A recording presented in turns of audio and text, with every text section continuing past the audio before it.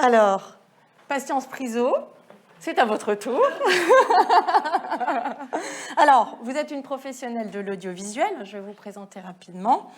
Vous vous êtes formée à, je vais essayer de bien prononcer, South Thomas College à Londres et à l'école Louis Lumière à Paris. Vous êtes entrepreneuse depuis l'âge de 25 ans. Vous avez dirigé 2 sociétés de production audiovisuelle et un studio photo.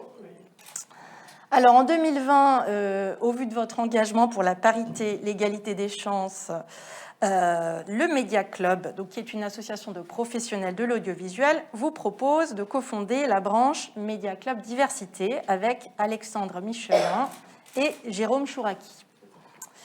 Vous êtes directrice des études du master des écoles Subdeprod et Paris School of Content. Vous êtes vice-présidente de l'association African Creative Talents. Vous poursuivez votre activité en tant que consultante et formatrice en communication audiovisuelle. Alors, je crois que je n'ai rien oublié. Alors, première question, qu'est-ce qui vous a donné envie de répondre présente à cette table ronde ? Alors, tout simplement pour pouvoir être la parole de ceux qu'on n'entend pas. Particulièrement au niveau de la société civile, parce que moi je fais partie des professionnels des médias et aujourd'hui cette force, les gens qui sont derrière la caméra mais aussi devant la caméra, on contribue à ce qui se passe dans ces représentations et à ce qui se dit et se perçoit au niveau du grand public. Donc à mon goût, avec les discussions que j'ai également partagées avec Jolie Andrés, c'est qu'il y a toute une partie de cette diversité qu'on n'arrive pas à nommer, décrire, car la définition est floue, qui ne prend pas la parole, qui n'est pas à la table et qui laisse, au fait, on va dire, bon, au-delà des politiques, mais énormément de décisions être prises à leur place. Donc c'est pour ça que j'ai accepté et que j'ai souhaité même participer à ce débat, enfin à cette conférence et prendre la parole, parce qu'aujourd'hui, il est très important de prendre la parole. On a tous l'occasion de le faire, d'exprimer des opinions et des choix, d'exprimer son unicité et de ne pas se laisser enfermer dans ce mot qu'est la diversité. Alors, parfait, vous faites une transition extraordinaire. Vous m'avez dit, quand je vous ai posé la question sur le mot diversité, vous m'avez dit « Ouh là là, ce mot est galvaudé, je n'en veux plus ». D'ailleurs, c'est un sujet que nous avons abordé avec les cofondateurs du Club Média Diversité. Donc, vous allez nous expliquer pourquoi. Alors, je vais rebondir justement, parce que je l'ai entendu tout à l'heure. À la base, c'est un beau mot. La diversité, c'est aussi la contribution. Pour moi, il évoque richesse. Mais aujourd'hui, encore une fois, il y a 2 définitions. La diversité au quotidien, on la vit, comme tu le disais très bien, Lila, on la vit tous les jours. Elle est multiple, elle est mixte. Et dans les représentations, dans les médias, dans la fiction et en politique, eh ben on ne voit plus cette diversité qui est pourtant existante. Et elle n'est donc le terme diversité dans le débat public est galvaudé, exclu, a tendance à finalement mettre la norme autour d'une norme qui est indéfinie, mais en fait c'est tous les autres. Et dedans, il y a l'handicap, il y a le social, il y a les femmes, parfois oui, parfois non, on ne sait pas trop. Et je trouve qu'il faut se réapproprier ce mot. Et avec le Media Club Diversité, l'idée, c'est de redonner à ce mot sa richesse. Pour nous, et notamment dans la partie média, c'est de mettre en avant aussi des profils de réussite, parce que le mot diversité particulièrement est souvent associé aussi aux banlieues, aux milieux défavorisés. Moi, j'ai grandi, je suis née dans le 93, mais pourtant, aujourd'hui, on ne me met pas forcément dans cette case milieu défavorisé, 93 et Seine-Saint-Denis, parce que c'est tellement plein de stéréotypes que quand on sort de ces définitions de la banlieue, du jeune de banlieue, quand on me voit, on me dit « Ah, je pensais que tu étais une fille de diplomate qui est dans le 10e. » Alors, c'est très précis. J'ai dit « Bon, d'accord, je prends. » Mais ces définitions, on doit les effacer. Et on doit, toutes les personnes qui ne prennent pas part à cette parole doivent la redéfinir. Donc, moi, j'ai un chiffre que j'aime bien mettre en place, c'est qu'aujourd'hui, si on revient sur la question de la diversité, l'identité et les milieux défavorisés ou la banlieue, il y a les chiffres, c'est 25%, on va dire, de chômage, de personnes en difficulté. Ça veut dire qu'il y a 75% de personnes qui réussissent, qui ont eu un parcours qui s'est inscrit dans cette réussite française et qui ont bénéficié, moi j'adore la France, donc de tout ce que la France a à offrir. Et pour être allée ailleurs, parce que je pensais que l'herbe était plus verte, je suis revenue en sachant, en appréciant être française, parce que j'étais la Frenchie à Londres, aux États-Unis, tout ce que ça comporte. Et c'est cette richesse avec Jérôme Chouraki, avec Alexandre Michelin, avec tous les membres du Media Club Diversité, on veut se réapproprier ce mot, montrer tous ces profils, tous ces parcours qui sont loin des clichés qui sont véhiculés par les médias et parfois par la fiction, et souvent même. Aujourd'hui, d'inviter à avoir des clés pour réussir, ces clés qui nous ont permis de ne pas rester enfermés dans... en fait, moi, pour être honnête, je ne me suis jamais laissée enfermer ou assigner à ce terme et à cette diversité. Et donc, j'aimerais que d'autres, aujourd'hui, puissent le faire également. Et il y a énormément de parcours, dont celui de Jolie, qui correspond à on va dire, cette croissance personnelle et professionnelle qui peut en inspirer, qui peut inspirer toute une population, en fait, en général. Alors, quels objectifs vous êtes fixés avec ce club Média Diversité ? Alors, c'est bien le terme objectif. C'est pas mentionné dans ma bio, mais moi je suis une scientifique, donc j'ai d'abord cru que je voulais faire médecine. Il y avait une envie de guérir, mais il y avait aussi, pour moi aujourd'hui, il faut prévenir. Donc les objectifs, c'est donc passer à l'action.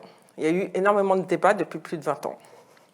Il y a eu, comme l'a très bien dit Fadila, beaucoup de personnes qui ont pris l'espace médiatique, qui sont devenus les élus de la diversité et qui parlent au nom de personnes qui ne se reconnaissent pas forcément dans leur discours. Et aujourd'hui, qui malheureusement, certains se campent derrière des excuses victimaires. Et je suis pas en train de dire qu'il n'y a pas de difficultés. Je ne suis pas en train de dire que c'est pas plus dur quand on est issu de l'immigration. Je préfère dire issu de l'immigration ou des milieux défavorisés. Mais ça, c'est du déterminisme social. Il y a deux choix. Moi, je viens des 4 chemins. J'ai grandi, je suis née à Montfermeil. Donc aujourd'hui, je peux vous dire, je sais exactement de quoi on parle quand on parle du terrain, du bitume, tout ce qu'on peut dire. Et c'est un mindset, voilà. Donc oui, le problème est une question de mentalité, peut-être de mentalité française. Et donc c'est ce mindset qu'il y a dans l'entrepreneuriat, qu'il y a à travers mes collègues, toute cette profession qu'est le média, avec Marie-Jeanne. Enfin, les médias, on a un rôle à jouer, on joue un rôle en fait, c'est même pas on a un rôle à jouer, on a une responsabilité. La fiction a une responsabilité. Et donc, nos objectifs déjà, c'est que chacun prenne sa part dans son débat, dans son activité, à être volontaire, à diversifier ses équipes autant devant la caméra, derrière la caméra, au niveau de la direction. Et donc, Jérôme Chouraki, qui, par exemple, a lui-même une agence de recrutement, est quelqu'un qui peut inspirer et sensibiliser et montrer des nouveaux profils. Et encore une fois, au-delà du Media Club Diversité, parallèlement, j'ai cofondé également une initiative qui s'appelle Contrast Network, un réseau qui permet aujourd'hui de parler de compétences et non plus de différences. Parce qu'avant tout, j'adore les rimes, mais avant tout, c'est ça, on parle bien de compétences. Et à compétences égales. tout à l'heure, Fadila, plusieurs personnes dans le panel l'ont dit. Je pense que les décisionnaires aujourd'hui, ou le milieu en règle générale, n'est pas assez curieux. Il ne va pas chercher. Et pour être dans les médias, donc encore une fois, la programmation, donc le métier qui fait qu'on invite des gens à des panels sur des plateaux télé, ben parfois ils sont un peu feignants parce qu'ils ont la pression. Et ils vont aller chercher tout de suite ceux qu'on connaît. Ah ben on va prendre celui-là. Et puis ça va faire du buzz. Et puis il y a un concept qui est, c'est de la narration, c'est du storytelling. On va faire du high concept. Donc il faut que ça clash. Donc on va pas aller, on n'est pas là pour apaiser. On est là pour que l'audience se sente, prenne un camp et qu'il se passe des choses. Or, tout ça, ça a été stérile ces 20 dernières années. On voit les mêmes personnes, c'est les mêmes débats. Pourquoi ça n'a pas avancé? En Angleterre, moi, j'ai eu mes leviers qui sont été... C'est l'étranger aujourd'hui qui reconnaît, encore une fois, les talents des gens de la diversité. Ce n'est pas normal. Pourquoi la France ne peut pas avoir ses richesses? Pourquoi la France ne peut pas avoir ses talents? Pourquoi elle a sacrifié toute une génération d'enfants d'immigrés talentueux qui ont bénéficié de cette belle de l'éducation. Je suis très attachée à l'éducation, on y reviendra, et à la formation, pour finalement les laisser en plan. Parler d'eux toujours en termes de on va te donner je sais pas, des miettes, on va te créer une catégorie, débrouille-toi avec ces budgets. Donc les objectifs, c'est encore une fois de faire découvrir ces nouveaux profils, des profils qui peuvent être au niveau des bureaux décisionnaires, parce que quand ça va changer derrière, quand ça va changer dans les bureaux, ça va se voir également dans les représentations, dans nos fictions, dans nos médias. C'est une vraie action. Il faut être volontaire, il faut être proactif. Donc, il y a un podcast, il y a des débats, on fait découvrir de nouveaux profils, de nouveaux professionnels qu'on a choisis par rapport surtout à leur parcours de réussite et à leurs compétences. Donc là, vous parlez de l'importance des rôles modèles. On a échangé aussi là-dessus parce que moi, j'avais interviewé la directrice des programmes de France 2 et qui me disait qu'en fait, ils travaillaient énormément sur la manière de montrer une autre image de la femme, pas stéréotypée. Là, on parlait vraiment de la femme. Mais en revanche, c'est ce dont on parlait l'autre jour, vous estimez que sur la partie... en termes de représentativité des femmes que l'on met à l'écran, c'est pas encore ça. Que ce soit des femmes ou des femmes issues de la diversité ou de la diversité en règle générale. La frilosité, cette incompréhension de l'autre fait qu'aujourd'hui, ceux qui donnent les green lights au niveau de la télévision, eh ben, si eux, ils ont des clichés, si eux, ils pensent pour le grand public que c'est ces représentations-là qui vont faire de l'audience, parce que je tiens vraiment à insister sur le fait qu'avant tout ça est économique. C'est ça fait des audiences, ça n'en fait pas, on ne va pas le faire. Sauf qu'il y a sa part à jouer avec ces audiences-là, à leur proposer plus de diversité de programmes, encore une fois. Donc, pour revenir à la question des représentations, je trouve qu'aujourd'hui, il n'y a pas que France Télévisions. La difficulté, justement, c'est pour l'ancienne télévision, on va dire ça comme ça, c'est de proposer des choses pertinentes alors qu'on est servi grâce aux plateformes, même juste avec les réseaux sociaux, avec toutes ces initiatives. Et la nouvelle génération, franchement, ce que j'adore, c'est qu'elle ne demande pas la permission et elle fait. Et donc, on a accès à des discours, à des visions qui rendent obsolète ce qui se passe sur France Télévisions ou parfois sur TF1, etc. Et je ne cible pas France Télévisions ou autre. Mais même sur le fait que leur public potentiellement soit âgé, moi, j'adore être avec les générations au-dessus qui, aujourd'hui, non, elles regardent La Servante écarlate, elles sont plus à même, je connais plein de retraités qui connaissent tous les programmes de Netflix et qui sont à même de discuter de tout type de sujets, qui s'intéressent énormément. Et donc aujourd'hui, les médias, les chaînes hertziennes doivent s'inspirer et mettre autour de la table, comme le fait Netflix, des lecturers, des gens qui vont leur donner cette nouvelle lecture, qui vont leur permettre de s'ils ont un doute sur le fait que il y a des préjugés, est-ce qu'on n'est pas en train de vexer ou de stéréotyper une certaine partie de la population, il faut, j'aime pas le terme il faut, mais ils devraient peut-être inviter, en fait même je les invite à inviter autour de la table des personnes qui leur donnent ces insights, qui les aident à créer des programmes, encore une fois, avec la société civile. Et ça rejoint le fait que tout ça est politique aussi, parce qu'encore une fois, aujourd'hui en France, beaucoup de programmes ou de fictions sont en partie financés par un financement qui est étatique et politique. Donc ça joue. Vous rejoignez au fond ce que dit Fadila Méal sur le fait qu'en fait, il faut changer aussi les têtes d'une certaine manière. On ne peut pas faire du neuf avec du vieux, en fait. Alors après, bien sûr, on est dans le recyclage aujourd'hui, mais je viens. Oui, pour moi, j'adore faire des analogies avec l'écologie.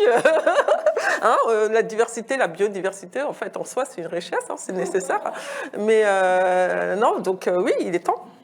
Il est temps et certains, les initiatives, à un moment, il faut regarder ces chiffres et ces résultats. Et ils sont où vous vouliez parler aussi d'éducation, parce que vous disiez que c'était pour vous une des clés essentielles. L'éducation, la formation professionnelle, pour moi, c'est la clé. Personnellement, c'est ce qui m'a permis de m'émanciper. Il faut savoir que je ne viens pas d'une famille défavorisée. Je suis d'origine camerounaise, donc ma famille est aisée à la base. C'était une ascension sociale de venir en France. D'ailleurs, mon père est retourné parce que la France n'avait rien à lui proposer. Et il vit très bien au Cameroun. Mais bon, ma mère, elle, aujourd'hui, elle nous a toujours dit, c'est un territoire, tu es dans le 93, mais tu n'es pas le 93. D'accord ? Bon, voilà. Je n'ai jamais considéré que c'était une étiquette. Par contre, ça m'a rendue forte, ça c'est sûr. J'avais accès à de l'éducation publique qui m'a permis aujourd'hui d'aller en Angleterre. Je me suis autorisé les choses, j'ai demandé la permission à personne, je me suis renseignée, il faut être curieux. Mais ça, il y a une richesse dans l'éducation française.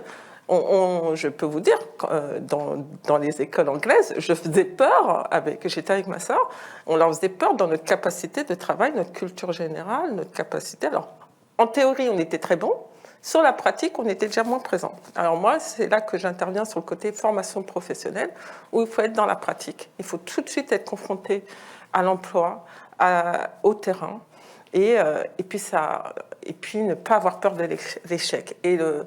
Et on parle beaucoup du fait que, oui, mais ça, c'est américain ou c'est les anglo-saxons dans le mindset. Mais le problème, sincèrement, de la France que j'observe, c'est cette peur de l'échec. T'as merdé, vas-y, arrête. Non, c'est une répétition. La réussite, c'est une préparation qui rencontre une opportunité. Donc, ce n'est pas une question de chance. Égalité des chances, égalité des opportunités. Encore une fois, c'est une question de mentalité. C'est s'autoriser à échouer, en fait. C'est ce que vous m'aviez dit, je ne sais plus si c'était vous ou Lila aussi, on en avait parlé de l'échec, de l'importance de finalement accepter que... enseignements. On n'échoue pas, je le dis, j'ai un fils de 11 ans. Je lui dis, tu n'as pas échoué, tu as juste fait une autre manière de faire les choses. Mais tu as trouvé. On ne dit pas à un enfant qui marche, t'es tombé, arrête de marcher, et puis voilà, il va être à quatre pattes toute sa vie. C'est ce qu'on est en train de faire en France aujourd'hui, avec les talents, avec les adultes, bien sûr. Rester à quatre pattes, alors que tout le monde peut marcher, tout le monde peut courir, tout le monde peut voler. Voilà. Alors justement, votre message pour une jeune femme issue de la diversité aujourd'hui, ça serait quoi? Vos messages, il y en a plusieurs. Je vais faire court, mais le premier, c'est d'être clair sur ce qu'on est. C'est la clarté qui est très importante. Moi, à partir du moment où je savais qui je suis, d'où je viens, c'est important, c'est racines, c'est important, d'où je viens, où je veux aller, j'ai avancé dessus. Quand j'ai compris que ça n'allait pas être la médecine, voilà, j'ai dit à ma mère, ça ne va pas être la médecine, mais je vais payer un voyage, il faut toujours être très stratégique. Et je suis allée en Angleterre faire ce que j'avais envie de faire, à savoir l'image et la narration. Ensuite, donc, la clarté dans qui on est. Ensuite, planifier, avoir des objectifs clairs. J'adore les chiffres, encore une fois. Combien j'ai envie de gagner? Pourquoi? Comment j'ai envie de terminer ma vie? C'est juste avoir un chemin, se faire sa roadmap et y aller. passer à l'action. Donc, avoir son plan d'action, c'est très important. Et ne pas se laisser... Et créer, au fait, sa voie. Créer son propre... Aujourd'hui, en France, on parle d'étiquette. Mais alors, créez votre propre étiquette. J'accompagne sur la notion de marque personnelle, empreinte personnelle ou personal branding, à savoir, donnez-vous les définitions. Et aujourd'hui, on peut venir dire, tu es la personne, en fait, c'est à toi de dire, en fait, de donner la définition, de trouver les mots. Surtout aujourd'hui, on a des métiers hybrides, on est tous slash et slashers. Donc, n'hésitez pas à mettre slash et à trouver cette cohésion dans qui vous êtes, ce que vous voulez faire et comment vous voulez qu'on vous traite et qu'on vous perçoive. Donc, encore une fois, créez votre place. Voilà. La question aussi, c'est peut-être, je crois que finalement, ça revient de manière assez partagée, finalement, l'importance de l'identité, d'assumer son identité personnelle pour pouvoir la transcender. Complètement. Et aujourd'hui, moi, par exemple, mon fils, il a au moins 4-5 origines, des origines marocaines, juives, belges, canadiennes. Il m'a même, et camerounaises. Il m'a demandé mais pourquoi j'ai pas des origines japonaises. Je fais non, ce n'était pas la commande, mais dans l'idée, j'ai compris le principe. Il était très content. Il est très bon en histoire aujourd'hui parce qu'il est riche de toutes ces histoires. Et du coup, ça a un impact même au niveau éducation et formation. Si je me suis lancée aussi dans l'éducation, la formation, parce que ça m'a aidée. Donc aujourd'hui, je m'épanouis beaucoup dans un métier comme la direction des études, la pédagogie, et c'est quelque chose que je suis en train avec les associations et les initiatives qui y a autour de moi, de créer des centres de formation en Afrique, notamment autour de la fiction, l'animation, le gaming, et aussi sur les territoires d'outre-mer, dans les dom-toms, où il y a énormément d'opportunités stratégiquement et au niveau de la géographie, avec les États-Unis, parce qu'encore une fois, pour le moment, ma position, c'est que quand même, finalement, pour le moment, ça va se faire sans la France, mais c'est l'extérieur. On va faire des choses ensemble, et c'est parce qu'on va briller de l'extérieur que la France va avoir notre richesse et notre valeur et notre brillance. Donc, oui, aujourd'hui, c'était ça la question, mais c'est encore une fois par l'éducation, la formation des autres, la solidarité. Si je suis ici aujourd'hui, c'est parce que par sororité, Sandrine Gentil, je lui passe le bonjour parce qu'elle m'a fait rencontrer Jolie. Et merci à Refondation aussi, parce que j'adore ce nom, parce qu'il faut se reprogrammer, il faut refonder. On va devoir déconstruire beaucoup de choses pour fonder les choses. Et donc là, on est tout ensemble. Moi, je trouve que toutes les femmes aujourd'hui sont brillantes. Elles doivent prendre leur place, prendre la parole. Et à tous ceux, ne soyez pas attentistes aujourd'hui. À la société civile, je dirais, arrêtons d'être attentistes. Prenons notre part à la parole, prenons notre part. Et une chose très importante, pour les femmes, pour les hommes, pour les jeunes, votez. Voilà. Vous avez un outil qui est très fort. C'est votre carte électorale. C'est les chiffres, encore une fois. Aujourd'hui, c'est triste de voir que les gens sont élus alors que c'est que 10% de la population qui a voté. Ce n'est pas possible. Quand j'ai participé dernièrement à des élections sur Pantin où il n'y avait que, finalement, je ne sais plus, 10 000 personnes qui votaient sur une population de plus de 100 000 habitants. Donc après, ce n'est pas étonnant, vous ne pouvez pas vous plaindre. Quand j'ai parlé de cette conférence sur les réseaux sociaux, j'ai dit « qui ne dit mot, consent ». Voilà. Donc, on ne peut pas se plaindre aujourd'hui que ça ne bouge pas, que ces lignes ne bougent pas. Si on ne fait pas le premier acte, devoir et droit que nous avons et que nous avons la chance d'avoir, c'est de voter. Donc on va rappeler les dates des élections régionales, qui sont le 20 et le 27 juin pour tout le monde. Exactement. C'est parfait, merci beaucoup. Merci beaucoup. Merci à vous tous. Patience Priso. Je vais repasser la parole à Marie-Jeanne. Oui, en attendant la Guadeloupe, nous avons un rendez-vous avec Justine Bénin. Je voudrais juste profiter de la présence de Patience et de Lila pour leur poser la même question. Pourquoi on a l'impression aujourd'hui, avec tout ce qui se passe dans le monde, mais surtout ce qui s'est passé aux États-Unis depuis l'affaire George Floyd, où là, avec la nouvelle mandature de Joe Biden, les choses sont en train d'évoluer à une vitesse grand V. Le groupe McKinsey vient de sortir une étude disant que depuis la mort de George Floyd, il y a plus de 1100 entreprises américaines qui ont décidé de débourser 200 millions de dollars à destination des minorités pour combler le gap qui a été fait depuis tellement d'années, en fait depuis des décennies, pour permettre, parce qu'on s'est rendu compte que finalement, l'état de pauvreté dans lequel étaient les minorités était un manque à gagner pour l'économie américaine. Ce n'était pas pour de la bienfaisance qu'ils faisaient ça, c'était vraiment pour du business. Donc, par exemple, on sait que 40% des entreprises black-owned sont en faillite aujourd'hui, contre seulement 16% des entreprises white-owned. Tout ça pour dire pourquoi aujourd'hui il est encore si difficile de parler des questions de diversité à partir du moment où on aborde le prisme ethnique, racial ou religieux. Do it. Alors, je pense qu'il est... Alors, propre à la France, le problème, il est propre à la France. De toute façon, la France a peur de parler chiffres, a peur de parler argent. Je voulais parler de la partie investissement. Et la France, où sont les investissements? Tout le monde parle de vouloir faire bouger les lignes. Où sont les investissements? Tout à l'heure, j'ai oublié son nom, je suis désolée. Samia disait qu'il fallait être indépendant pour ces lieux de culte. On revient, l'argent, économiquement. Comment vous devenez indépendant? Donc, pourquoi c'est difficile en France? En France, on parle d'universalisme. Mais en fait, tout reste encore très tabou. Et la question de la diversité, ça revient à la question de la parité, c'est la répartition du pouvoir. On peut se poser la question, et je pense qu'en France, il y a cette question qu'on n'aborde jamais réellement, mais est-ce que les gens aujourd'hui qui sont décideurs ont envie de partager ce pouvoir? Est-ce qu'ils ont... Et d'ailleurs, pourquoi ils le feraient? On est là, on dirait qu'on quémande. Pourquoi? J'ai créé des règles, j'ai créé des institutions, j'ai créé un écosystème pour m'enrichir. Donc, la France, encore une fois aujourd'hui, quels que soient les secteurs, elle n'arrive même pas à dépasser et voir l'opportunité économique, il semblerait, et reste bloquée.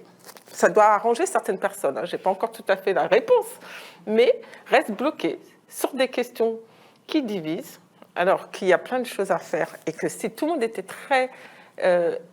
devenait ou apprenait, et je reviens à l'éducation, à être indépendant financièrement, parce que ça s'apprend. L'argent, c'est un pays, c'est comme une langue, ça s'apprend. Si on ne l'apprend pas, et cette éducation-là, elle n'est pas au niveau des personnes de la diversité, on ne la fait pas forcément.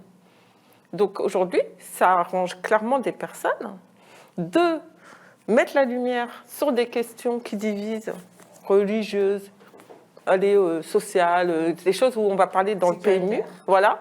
Alors que si on était factuel, cette réussite, elle dérange. Et moi, ce que j'ai observé, pour avoir vu des grands groupes, c'est qu'ils n'ont pas envie de co-créer, ils n'ont pas envie, je parle bien de volonté, et ils n'ont pas envie de partager le gâteau. Ça se voit notamment en Afrique. Je suis désolée de le dire, mais c'est une réalité.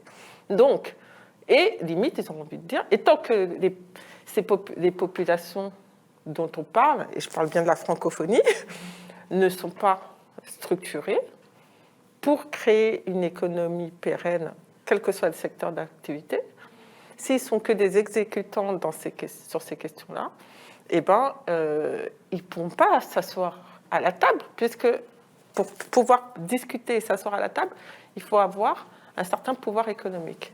Et pour moi, aujourd'hui, malheureusement, les populations francophones ne sont pas reconnues économiquement parlant.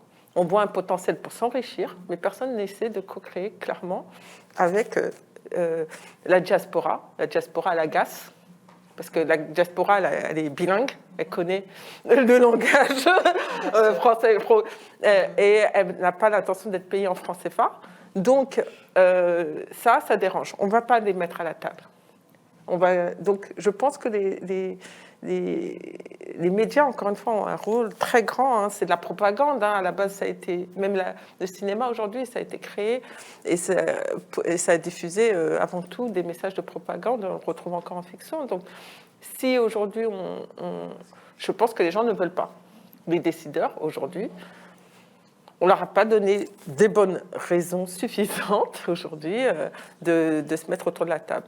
Et je reviens sur une anecdote qui a eu un débat de France Télévisions. Il nous disait la parité pour les femmes arriverait dans 20 ans. Je ne sais pas d'où il avait sorti cette vision, alors que si on dit demain et on crée des réglementations, et ben on sent que la parité, et on parlait ça se fait. Et ben c'est la même chose pour la diversité. Il faut pouvoir faire de la diversité maintenant. On va dire ça comme ça, voilà. Lila, vous avez 3 minutes pour répondre, Désolée. avant que nous prenions...